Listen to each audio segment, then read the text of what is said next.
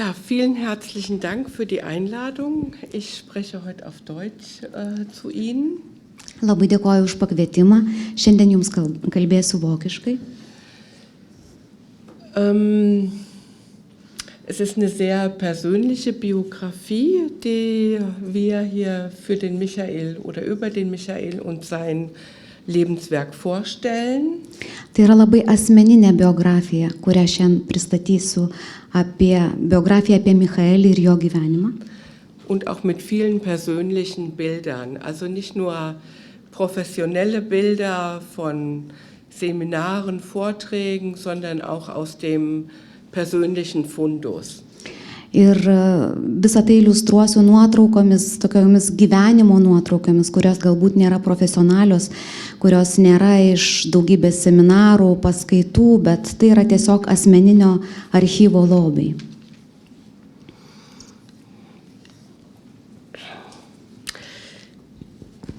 Das Leben und Wirken von Michael Ginger. Als erstes möchte ich gerne den biografischen Lebenslauf vorstellen und seine Lebensstationen und im zweiten Teil seine persönlichen Gaben gerne vorstellen.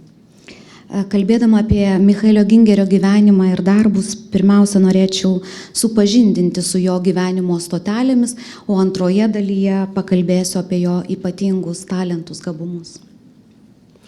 Zu seinen Lebensstationen. Also erstmal von der Kindheit ins Erwachsenenalter, die Vorbereitungsjahre. Michael Ginger wurde am 20. Mai 1964 in Süddeutschland geboren und erlebte eben auch schon als Kind Wald und die Natur als Quelle seiner Forschung. Und von seinen Eltern erbte er eben auch die Liebe zur Natur, zu den Bergen. Und dort entwickelte sich auch schon die Leidenschaft für die Steine. Mit 8 Jahren begann er systematisch Edelsteine und Mineralien zu sammeln und mit 12 Jahren besuchte er den ersten Geologiekurs an der Volkshochschule. Und somit haben Michael Ginger die Edelsteine von Kindesbeinen an fasziniert. Und lange erzählt er auch von seinem ersten Fund, seinen Edelsteinfund, einem Granat. Und für ihn waren von Kindesbeinen an die Edelsteine gute Wegbegleiter. Žodžiu, laikas nuo vaikystės iki suaugusiojo amžiaus buvo tokie pasiruošimo darbai. Michaelis Gingeris gimė 1964 gegužės 20 dieną Pietų Vokietijoje. Jau vaikystėje miškas, gamta buvo jo tyrinėjimų šaltinis, jo tyrinėjimų vieta. Iš savo tėvų Michaelis paveldėjo meilę kalnams, kur užgimė jo aistra akmenims. Būdamas 8, jis jau pradėjo sistemingai rinkti mineralus, o kai jam suėjo 12 metų, jis lankė jau pirmuosius geologijos kursus suaugusiųjų tęstinių studijų aukštojoje mokykloje. Taigi akmenis Michaelis žavėjo nuo mažens ir jis labai dažnai mėgdavo pasakoti apie savo pirmąjį radinį, apie granatą. Taigi jo gyvenime nuo pat vaikystės mineralai, akmenys, brangakmeniai buvo puikūs palydovai. In Michael, er war schon früh in Jugendgruppen engagiert und hat sich schon mit 14 Jahren für ein sinnvolles Leben eingesetzt und engagiert. Mit 14 Jahren begann er Schülergruppen zu leiten und mit 16 Jahren gründete er schon mit 16 Jahren eine Zeitschrift, die schon damals Themen wie Naturheilkunde, gesunde Ernährung, Umweltschutz, Menschenrechte, soziale Verantwortung, Frieden und Freiheit sich eben widmete. Michaelis priklausė įvairioms jaunimo grupelėms, jeigu galima būtų pasakyti, ir jam labai anksti, jam ir tų grupelių nariam labai anksti gimė noras įsijungti į tokią aktyvę veiklą vardan prasmingo gyvenimo. Ir būdamas 14, jis jau pradėjo vadovauti moksleivių grupelėms, o nuo 16 kartu su draugais išleido žurnalą, kuris buvo skirtas tokioms temoms kaip natūralioji medicina, sveika mityba, aplinkosauga, žmogaus teisės, socialinė atsakomybė, taika ir laisvė. Mit 18 Jahren wandte sich Michael der Meditation zu.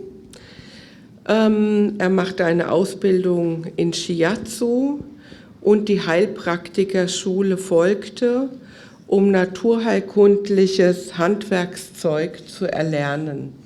Sulaukęs 18 jis pradėjo praktikuoti meditaciją, vėliau mokėsi Shiatsu ir lankė gyduolių mokyklą, kad įgytų natūralaus gydymo praktinių įgūdžių. Die 20er Jahre in Michaels Leben. Michael, der Pionier, erforschte und entdeckte die Grundlagen der analytischen Steinheilkunde. Und somit nimmt auch der Weg der Steinheilkunde wieder seinen Lauf. Sein persönliches Steinerlebnis hatte Michael Ginger mit 21 Jahren. Zu diesem Zeitpunkt hatte er eine wiederkehrende Sinusitis. Er bekam einen Tipp von einem Heilpraktiker, sich eben Smaragde auf die Nebenhöhlen aufzulegen und auf die Stirn.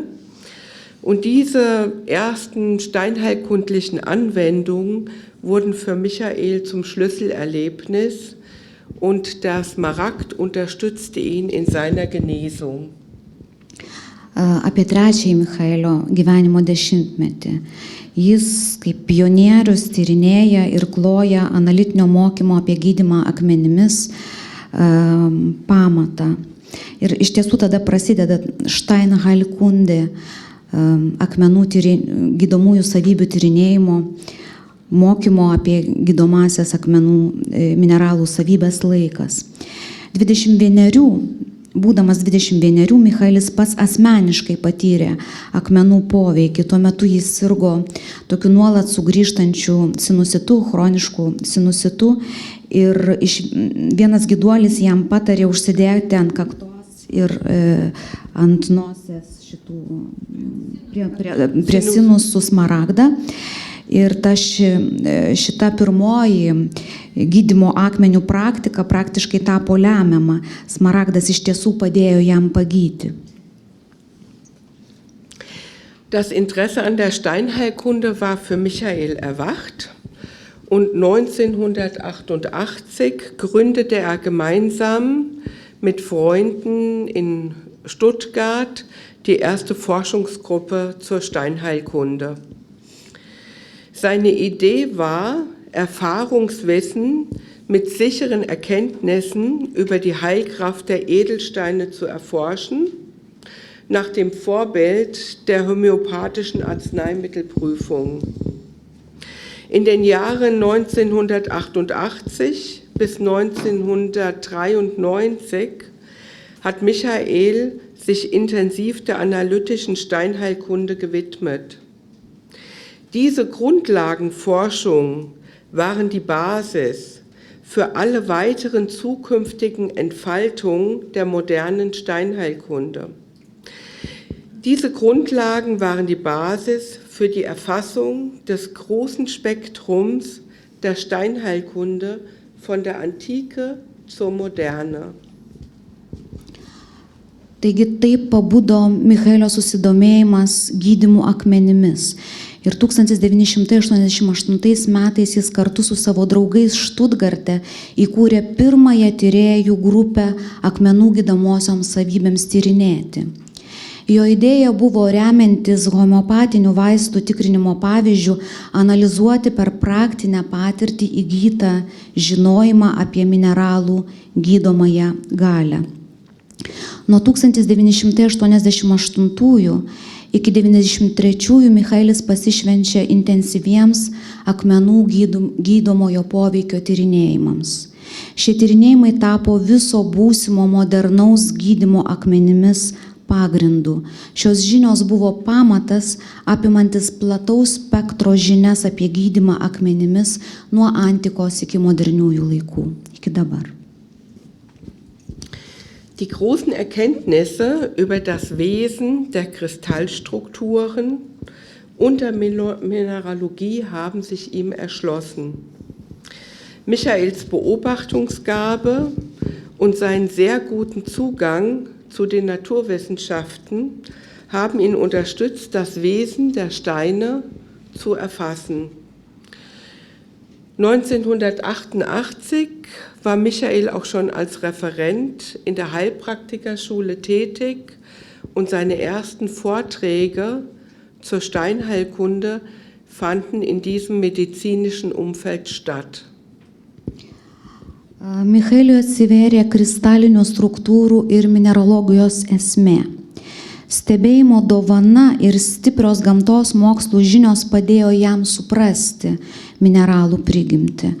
Ir jau 1988-aisiais Michaelis dirbo referentu Gyduolių mokykloje, jeigu taip galima pasakyti, ir būtent čia, toje medicininėje aplinkoje, jis skaitė savo pirmasias paskaitas apie gydymą mineralais. Mit 26 Jahren führten Michaels initiatorische Kraft ihn in eine unternehmerische Tätigkeit. 1990 gründete er mit seiner Frau Anja und Barbara Neverla einen Mineraliengroßhandel, Karfunkel. Dieser Mineraliengroßhandel war ausgerichtet auf qualitativ sehr hochwertige Mineralien und Edelsteine. Und in dieser Zeit hat er die ersten Edelsteinmonographien über Obsidian, Granat, Apatit, Bergkristall und so weiter geschrieben. Diese Fachbriefe betrachteten einen Edelstein aus ganz verschiedenen Perspektiven und Gesichtspunkten, von der Herkunft über die Geschichte, Mineralogie, Chemie, Geologie, empirische Heilkunde und auch aus den Gesichtspunkten des Erfahrungswissens der verschiedenen Forschungsgruppen und auch was von Mund zu Ohr weitergegeben worden ist in den verschiedenen Traditionen. Kai Michaeliui suėjo 26, jo ta tokia iniciatyvinė jėga organizatoriaus gabumai paskatino pradėti verslą. 90 metais kartu su žmona Anja ir Barbara Neverla įsteigė didmeninės prekybos mineralais įmonę Karfunkel. Karbunkulas būtų išvertus lietuvių kalbą. Šios įmonės veikla buvo nukreipta į didmeninę prekybą labai aukštos kokybės mineralais ir brangakmeniais. Tuo metu Michaelis parašė pirmasias akmenų monografijas apie obsidianą, apie granatą, apatitą, kalnų krištolą ir kitus mineralus. Ir šiuose monografijose jis nagrinėjo brangakmenius ir mineralus iš labai skirtingų perspektyvų, iš tokių kaip kilmė, istorija, mineralogija, chemija, geologija, empirinė medicina. Jis rėmėsi tyrėjų grupių patirtimi ir žinoma įvairiausių tradicijų žodinę perdavą. Zwei meiner späteren Kolleginnen, Annette Jacobi und Dagmar Fleck, haben damals auch schon bei Karfunkel mitgewirkt und ich habe den Michael auch in dieser Zeit kennengelernt. Ir mano dvi kolegės Dagmar Fleck ir Annette Jacobi jau dirbo kartu Karfunkel ir tuo metu aš taip pat susipažinau su Michaeliu. Die 30er Jahre in Michaels Leben seine erste Steinheilkunde-Ausbildungsgruppe startete und seine reichen, vollen Jahre an Lehrtätigkeit und Publikationen starteten damit. Also sein reiches Wissen und seinen erworbenen Erfahrungsschatz hat Michael ab 1994 in seiner 2-jährigen Ausbildung zur Steinheilkunde weitergegeben. Und in dieser Ausbildung haben auch Annette Jacobi, Dagmar Fleck und ich auch schon mit teilgenommen. Taigi 4. Michaelio gyvenimo dešimtmetis. Jau tada susibūrė pirmoji Michaelio mokinių grupė, taigi pirmoji gydymo akmenimis tyrinėjimo akmenų grupė, ji pradeda veiklą ir šiame dešimtmetyje Michaelis daug publikuoja, daug rašo ir žinoma moko. Nuo 94 metų savo surinkta patirtimi bei visų tuo žinių turtingų lobynų jis dalinosi mokydamas to gydymo akmenimis. Šie mokymai Steinheilkunde rėmuose trukdavo 2 metus ir juose mokiausi ir aš, o taip pat Annette Jacobi ir Dagmar Fleck. 1995 initiierten wir die Gründung des Steinheilkundevereins innerhalb der ersten Ausbildungsgruppe von Michael. Das Anliegen des Steinheilkundevereins ist es, die Prinzipien der Steinheilkunde und die Wirksamkeit von Heilsteinen systematisch weiter zu erforschen, sie zu veröffentlichen und die Anwendung eben auch zugängig zu machen. Die Autrone ist ja auch Mitglied im Steinheilkundeverein und ich glaube noch ein paar Litauerinnen vor allen Dingen auch. 1995 metais ši pirmoji Michaelio laida inicijavome organizacijos Steinheilkunde steigimą. Steinheilkunde tikslas yra sistemingai tęsti gydymo akmenimis principų bei akmenų gydomųjų savybių tyrinėjimus, o taip pat skelbti publikacijas apie tai ir padaryti, kad ši medžiaga, šios žinios būtų prieinamos naudojimui visiems. Audronė irgi tapo Steinheilkunde nare, kaip ir dar keletas lietuvių. Mitte der 90er Jahre wurde Michael bewusst, dass der umfangreiche Wissensschatz besser im Team zu unterrichten ist und weiterzuentwickeln ist, und so entstand Kern-Elen. Steinheilkunde und mehr war das Motto, also als wir, Annette Jacobi, Dagmar Fleck, Petra Endres, Michael Ginger und ich eben 1997 die Schule der Steinheilkunde gegründet haben. Namensgebend für die Schule Kern-Elen waren die Steine der Elen, also die wegweisend alte Straßen und Kreuzungen säumen und manchen Kraftplatz markieren. Heilsteine können ebenso Wegweiser auf dem Pfad der Heilung sein, doch gehen müssen wir die Wege eben auch selbst. Daran sollte auch der Name Kern-Elen erinnern. Kern kommt aus dem Gelischen oder aus dem Keltischen und heißt Stein, und Elen ist eben eine alte keltische Göttin, gute Wege an den Wegkreuzungen im Leben zu gehen und das Lebensrad auch immer wieder gut zu bewegen. Dešimtmečio viduryje Michaelis suprato, jog kartu su komanda geriau pavyks sukauptas žinias tobulinti toliau ir mokyti kitus. Ir taip atsirado Kern-Elen. Gydymas akmenimis ir dar daugiau, toks buvo mūsų moto, kai mes visi, Michaelis Gingeris, Annette Jacobi, Dagmar Fleck, Petra Endres ir aš, 1997 metais įkūrėme gydymo akmenimis mokyklą. Pavadinimas Kern Elen arba Elen akmenis. Mokyklai buvo suteiktas pagal keltų deivės vardą Elen, kuri akmenimis žymi senus kelius ir kryžkelės, tai reiškia ženklina galios vietas taip pat.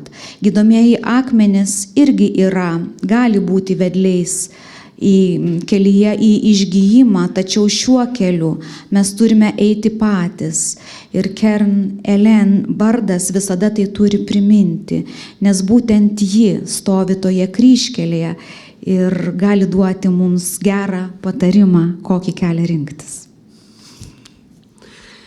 In den folgenden Jahren haben wir gemeinsam Ausbildungsgruppen, Seminare, Ausbildungsgruppen, Ausbildungen gegeben, um den reichen Schatz der Steinheilkunde in Theorie und Praxis zu unterrichten.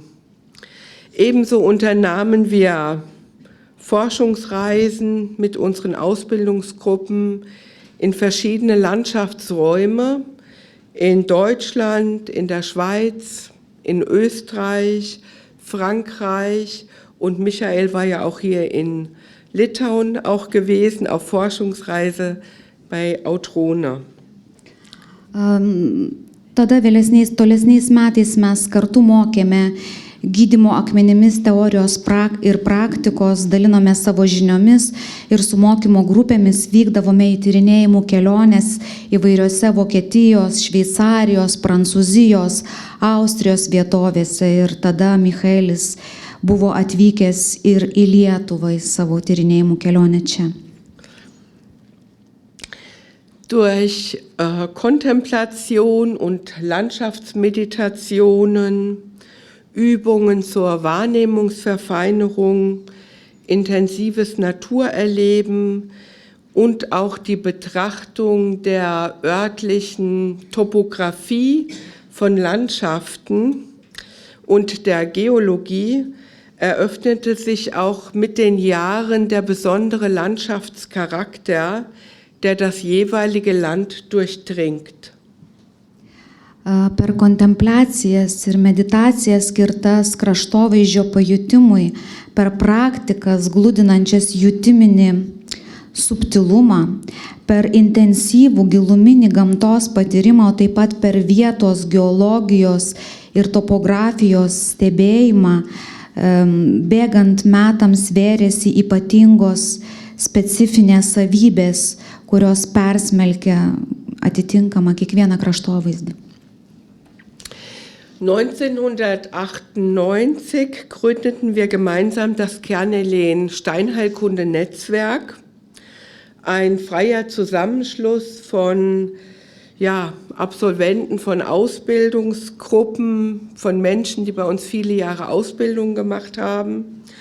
Und der größer werdende Kreis beschleunigte auch die Entwicklung und die Forschung der Steinheilkunde, der Mineralogie und auch der Geistigkeit der Landschaft zu durchdringen. Und eben auch immer mehr Praktizierende unterstützten auch den Austausch miteinander. 1998 metais kartu įkūrėme Kern Elen Steinheilkunde arba Kern Elen gydymo akmenimis tinklą, tokią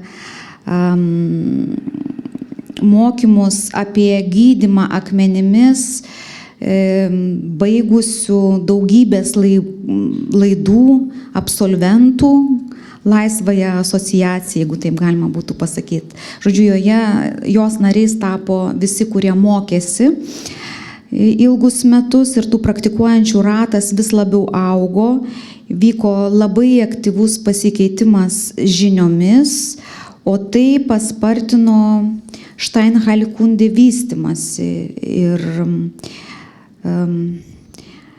visokeriopą vystymasi, dvasinė taip pat.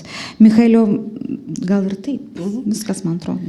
Das Buch Die Heilsteiner Hausapotheke, das kennen Sie auch hier in Litauen, ist das Gemeinschaftswerk von gemeinsamen Treffen und Begegnungen aus dem Erfahrungsschatz unserer Gruppe von dem Steinheilkunde-Netzwerk. Und Michael hat das aufgeschrieben. Ir Lietuvoje mes žinom gydomųjų akmenų vaistinę, Michaelio Gingerio parašytą knygą, ir tai yra, ši knyga yra puikus bendro darbo pavyzdys. Tai yra visos mūsų patirties žinios į tą knygą suėjo, kurias perdavė, užrašė Michaelis Gingeris. Im Jahr 2000 gründete Michael die Edition Kern-Elen beim Neue Erde Verlag, und neben seinen eigenen Werken und Büchern unterstützte er viele Kolleginnen und Kollegen, ihre eigenen Forschungen zu veröffentlichen. Und weltweit wegweisende Impulse für die Steinheilkunde entstanden aus seiner Arbeit, und etliche Standardwerke mit Ausgaben in insgesamt 13 Sprachen wurden veröffentlicht.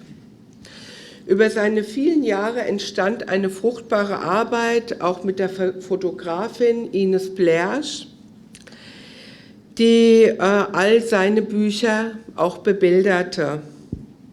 Sein Opus Magnum, das er sich den letzten 2 Jahren eben widmete, das neue Lexikon der Heilsteine, das musste leider unvollendet bleiben.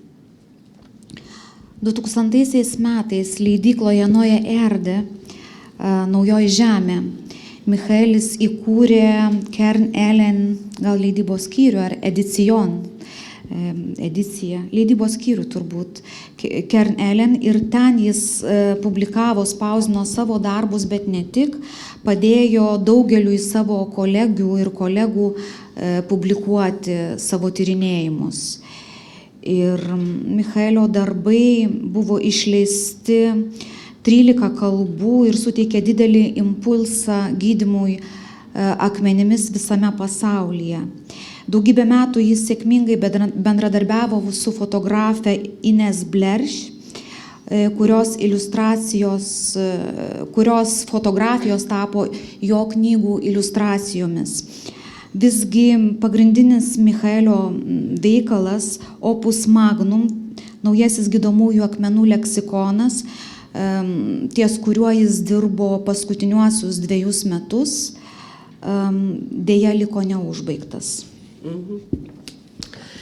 Also ich habe jetzt hier nur ein paar Veröffentlichungen auf der PowerPoint, aber Michael hat, glaube ich, über 20 Publikationen, also in deutscher Sprache, herausgegeben. Aš čia turiu tik tai keletą jo knygų, PowerPoint'e jūs matote, bet Michaelis iš tiesų bent jau vokiečių kalba Vokietijoje išleido apie 20 veikalų. So, noch ein Forschungsprojekt. Michael hat eben auch angeregt, einen Steinkreis zu bauen. Hat angeregt. Ir dar vienas projektas Michaelio, tai buvo iniciatyva pastatyti akmenų ratą. Moment. Also hier sind noch Bilder, wo wir in den Schweizer Alpen sind, im Berner Oberland. Čia netoli Berno, Šveicarijos Alpėse keletas nuotraukų. Ah ja, jetzt kommt's. Genau. So. Im Mai 2002 ist die Idee von Andreas Lenz, das ist der Verleger von dem Neue Erde Verlag in Deutschland, wo Michael alle Bücher publiziert hat, entstanden, einen heiligen Hain von Bäumen zu pflanzen als Ort des Friedens und der Zwiesprache. Nur 5 Stunden später kam von Michael die Antwort, dass er gerne ein Steinkreisprojekt anschließen möchte, um eben einen Steinkreis, einen megalitischen Kultplatz zu errichten.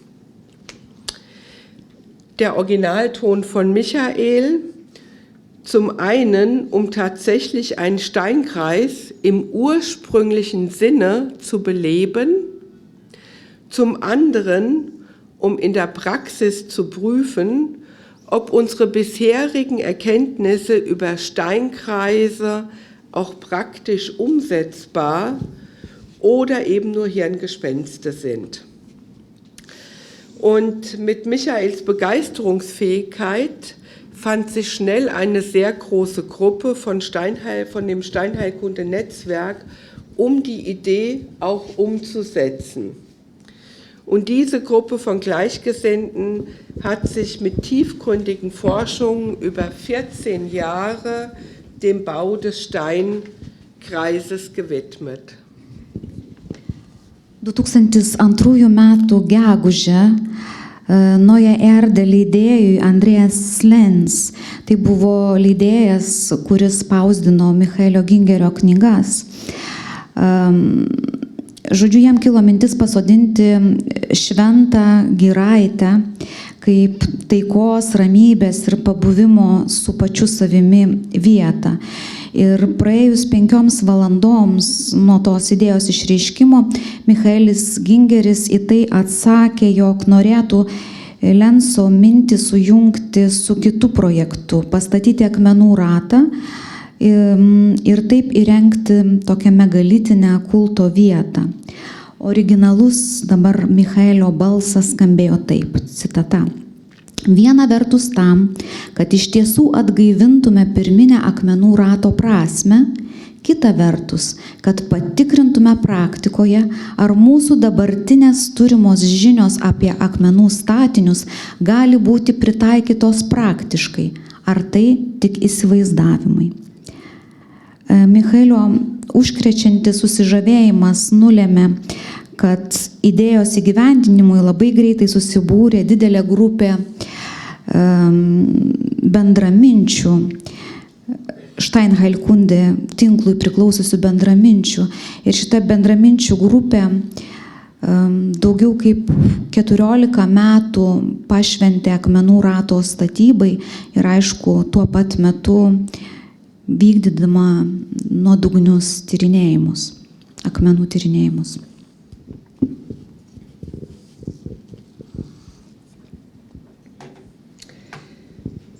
Die 40er Jahre in Michaels Leben, der Feinschliff, da sage ich gleich noch was. Hier der Michael mit seiner Frau, da haben wir eine Hochzeitszeremonie gemacht. Wie gesagt, ich sagte ja, es sind sehr persönliche Bilder auch dabei, aber ich finde, da sehen Anja und Michael Ginger sehr glücklich aus und ich habe gedacht, ich nehme auch ein paar persönliche Bilder mit in die Präsentation.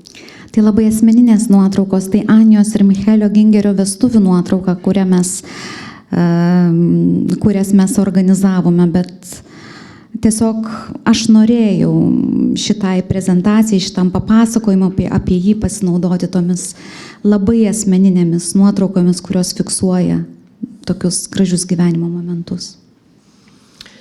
Die 40er Jahre in Michaels Leben, ja, der Feinschliff habe ich die 40er Jahre genannt.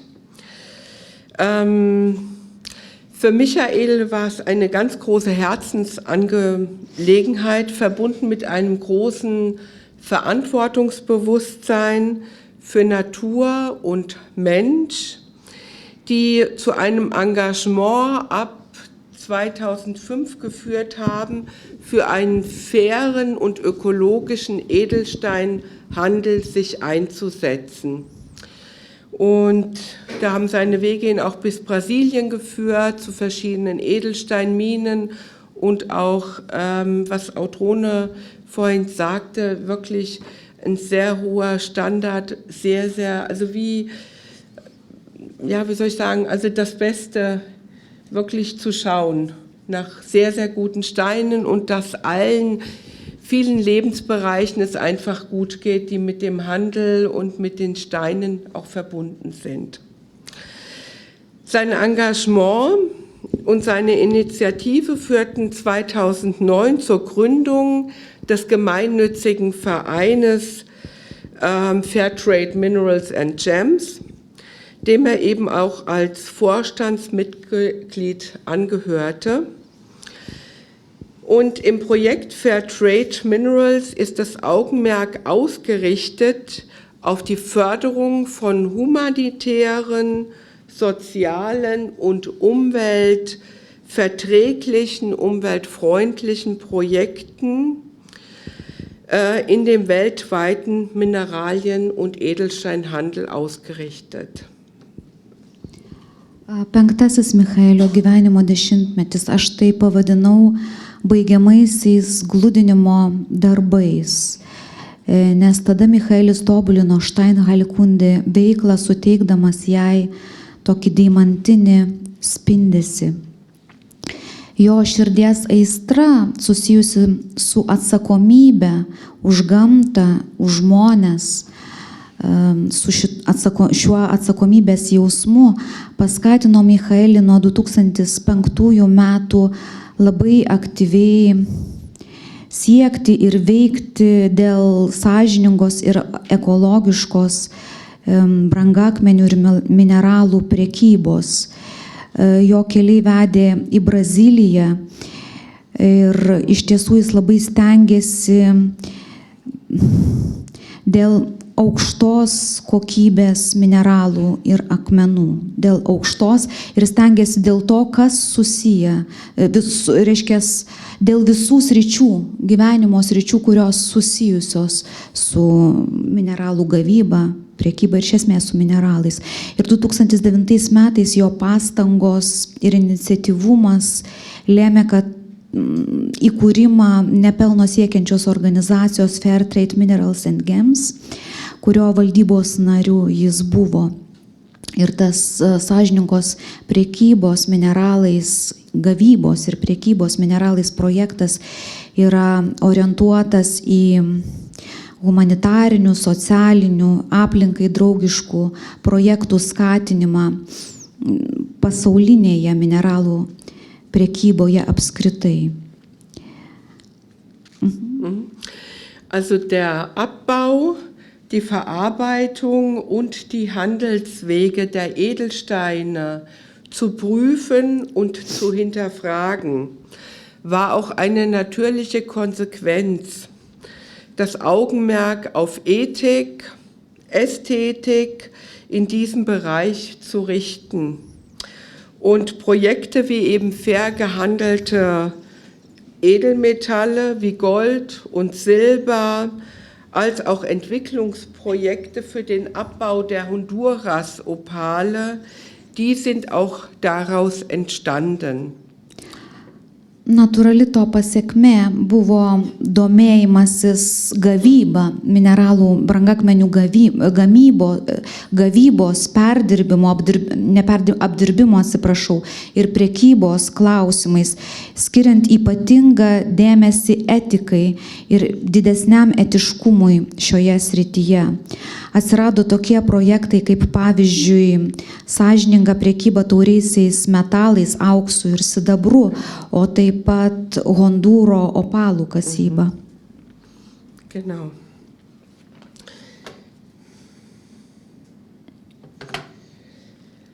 Das Edelsteinfundament mit Edith Dörre.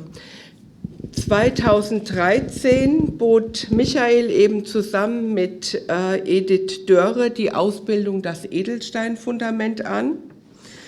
Einen Seminarzyklus, der sich mit homöopathischen Verreibungen, die eine intensive und auch spielerische Herangehensweise von 14 Edelsteinen geboten haben, die bestimmten Archetypen verkörpern. Durch die homöopathische Verreibung von C4-Potenzen erschließt sich eben auch die Qualität oder die Qualitäten der Edelsteine gleichermaßen in allen Bereichen, von der körperlichen über die emotionale, die mentale über die spirituelle Ebene. Sekantis projektas buvo mineralų brangakmenių pagrindai su Edith Dörė. Nuo 2013 metų Michaelis kartu su Edith pradėjo mokyti brangakmenių mineralų pagrindų. Tai buvo tokie intensyvūs mokymai, seminarų ciklas su homeopatijoje naudojimu potencijavimu, atskiedimu. Tokiu būdu buvo žaismingai perteikiamos žinios apie 14 mineralų įkūnijančių tam tikrus archetipus. Homeopatinis potencijavimas iki C4 stiprumo parodė, kaip tos brangakmenių savybės atsiskleidžia vienodai visose lygmenyse, fizinėme, emocinėme, mentalinėme ir taip pat dvasinėme.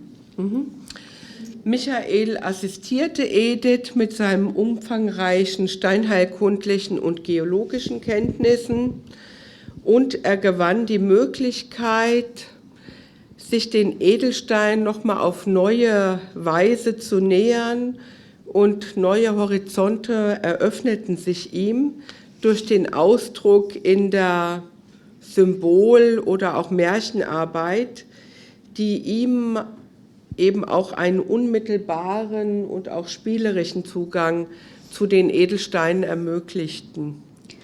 Michaelis asistavo Edith, dalindamasis savo plačiomis geologijos ir gydymo akmenimis žiniomis. Tai suteikė jam pačiam galimybę į brangakmenius pažvelgti iš naujos perspektyvos, rasti naują prieigą. Simbolių raiška ir darbas su pasakomis atvėrė naujus horizontus, kurie tiesiogiai nulėmė žaismingą, kūrybišką prieigą prie mineralų brangakmenių temos. Die Begegnungen mit Michael und den Begegnungen, die mit Steinen entstanden sind, in seinen 50 Jahren Lebensgeschichte, die sind so gefüllt mit Taten, mit Wissen, mit Initiativen, mit Gesprächen, Begegnungen, die uns alle auch reicher gemacht haben.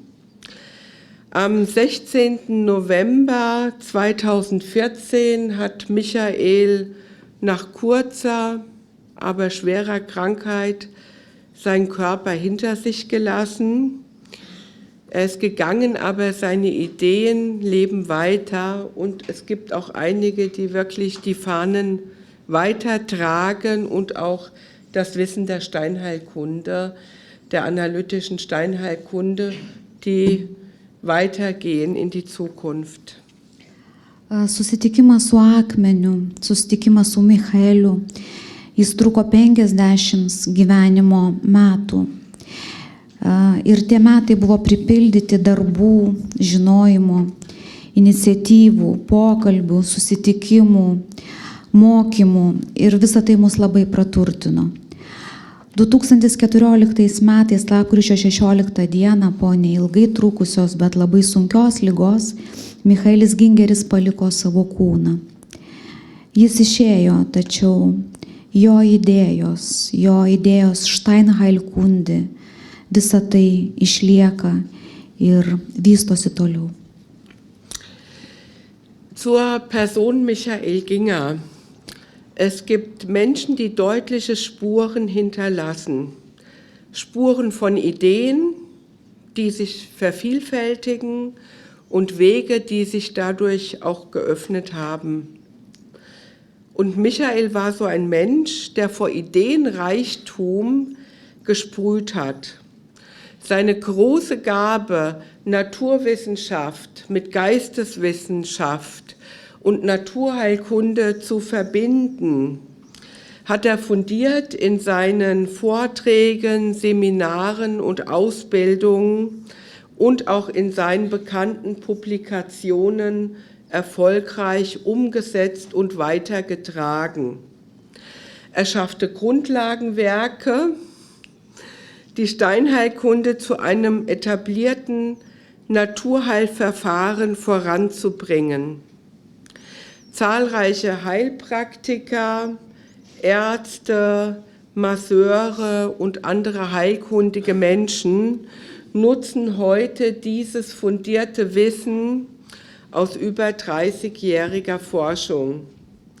Michael war ein großer Lehrer, der viele Schüler für seine Ideen und Konzepte begeistern konnte. Ein Menschenfreund, auf jeden Fall mit hohen Idealen, und um ihn haben sich gerne Menschen versammelt. Apie Michaelį Gingerį kaip žmogų. Yra žmonių, kurie palieka po savęs ryškius pėdsakus. Pėdsakus idėjų, kurios dauginasi ir išsiplėtoja, ir kelių, kurie per tai atsiveria. Michaelis Gingeris buvo toks žmogus. Iš jo tryško gausybė idėjų. Jis turėjo talentą apjungti gamtos mokslus, natūraliąją mediciną ir dvasios mokslą. Ir visą tai jis solidžiai pagrindė ir sėkmingai pavertė paskaitomis, seminarais, mokymo kursais bei svarbiomis publikacijomis, žinomomis publikacijomis. Jo fundamentalūs darbai padėjo pagrindus tam, kad gydymas akmenimis pagrįstai taptų natūraliosios medicinos dalimi. Daugybė alternatyvios medicinos praktikų, gydytojų, masažuotojų, gyduolių šiandien naudojasi šiomis solidžiomis žiniomis, kurios paremtos tyrinėjimais trukusiais daugiau negu 30 metų. Jis buvo didis mokytojas, kuris savo idėjomis ir koncepcijomis sugebėjo įkvėpti daugybę mokinių. Jis buvo žmonių draugas, visada besivadovavęs aukštais idealais. Aplink jį mielai būrėsi žmonės.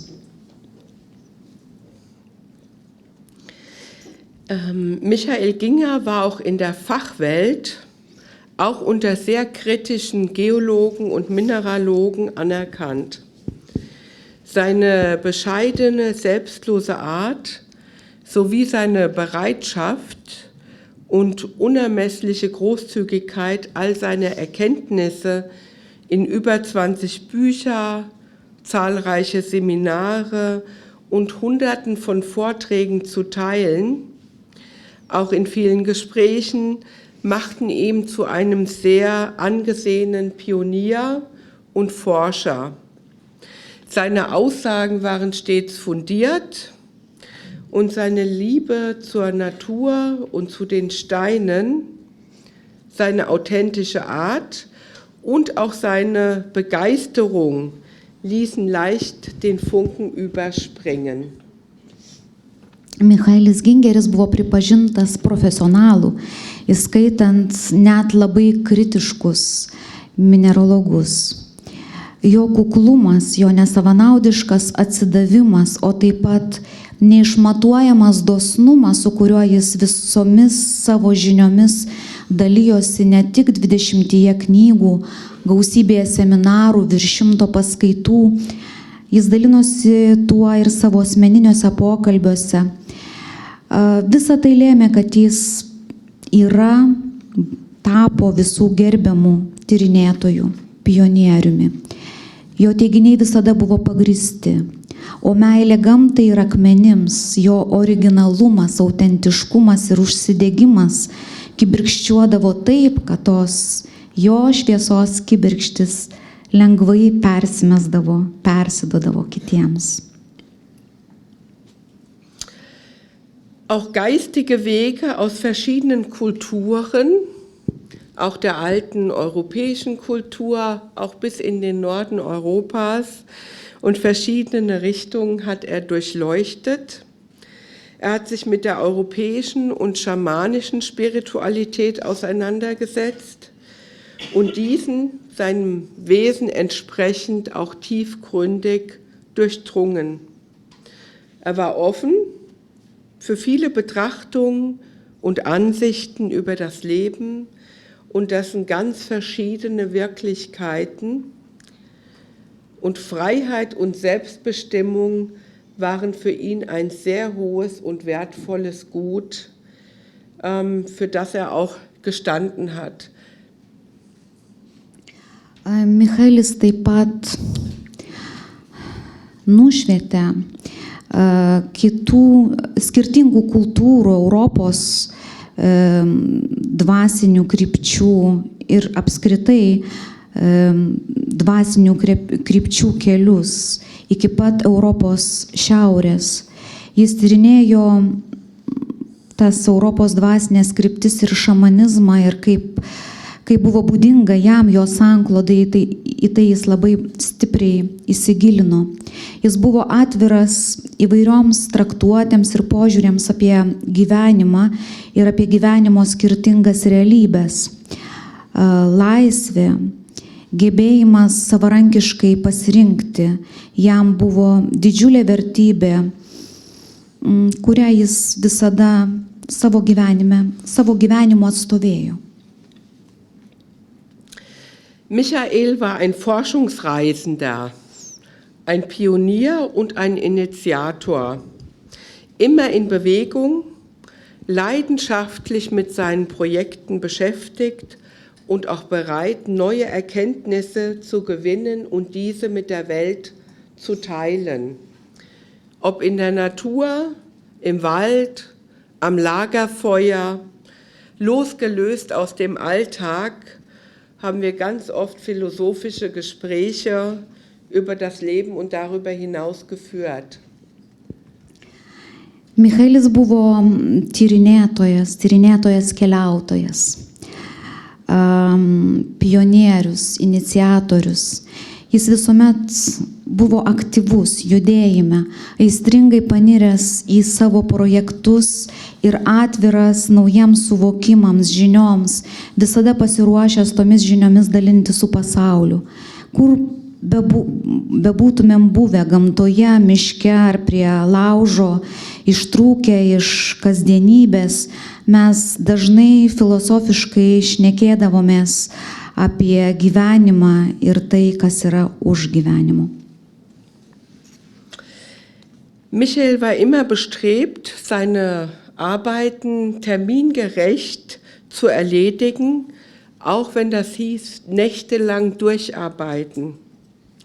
Er hatte einen sehr hohen Anspruch an sich selbst und steckte viel Lebenskraft auch in seine Werke hinein. Mit seinen Fähigkeiten hat er es geschafft, das alte Steinwissen wieder salonfähig zu machen und den Menschen einen Zugang zu altem Wissen im neuen Gewand zu transportieren. Er war ein großer Forscher, Vordenker, ein Mensch voller Schaffenskraft und Kreativität und auch Tatendrang. Er hat ein großartiges Lebenswerk hinterlassen und wir, seine Lebensgefährten, tragen seine Ideen und Impulse von Herzen weiter in die Zukunft. Eine Hochachtung für sein Lebenswerk, für sein reiches Lebenswerk und sein Leben und Wirken in der Welt. Ja, wir tragen seine Fahnen weiter.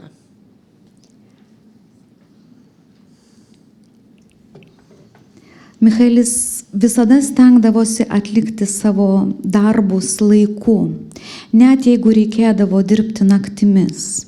Jis kėlė labai aukštus reikalavimus savo pačiam ir į savo darbus įdėjo, savo darbams atidavė labai daug gyvybinių jėgų.